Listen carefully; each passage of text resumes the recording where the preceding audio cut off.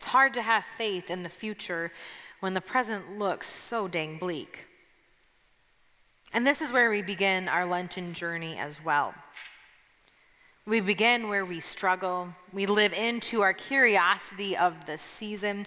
We dive deeper into faith practices with one another. We hunger for what we have gave up for during Lent, or we wrestle with finding time for what we've added during Lent.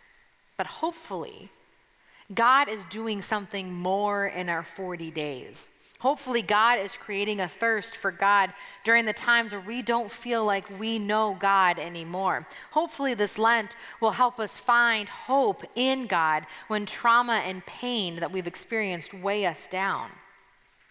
Because the present can have a powerful effect on our attitudes. And it's difficult to see the living in the valley of dry bones. Yet the beauty of following God is that God gives us a vision for a better future. By looking to God, we can see a future of blessing even when the present looks hopeless. God has to help us let go of our tiny vision in order to release the greater good that is in store for us.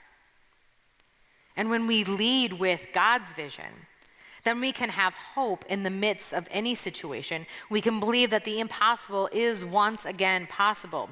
We can get through the seasons of Lent that we experience during our lifetimes in order to hope for Easter so that we can see Easter morning.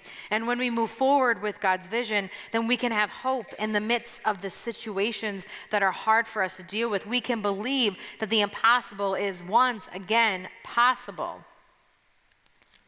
Ezekiel is our witness to stand in the midst of the valleys filled with dry bones and know that God is bringing life out of dead situations. And we must trust God to complete that miracle.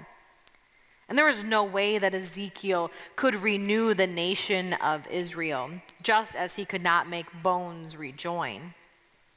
The miracle was God's responsibility. We can't make bones come to life. We can't make bones rattle until they breathe again. However, we believe in a God that can make the impossible a reality. Instead, all we have to do is believe that what God promised us, God will do and will make happen. Can these bones really live? Well, that all depends on if you only see your current circumstance, or do you see where God is leading you? Can you see God's vision for the future? Because we have the promises that God has given us. So we must let go of what we see in the present, that fear, the unknown of God rattling us, and begin to act on this promise, believing that God will make the miracle a reality, that God will bring life out of death. Can these bones live?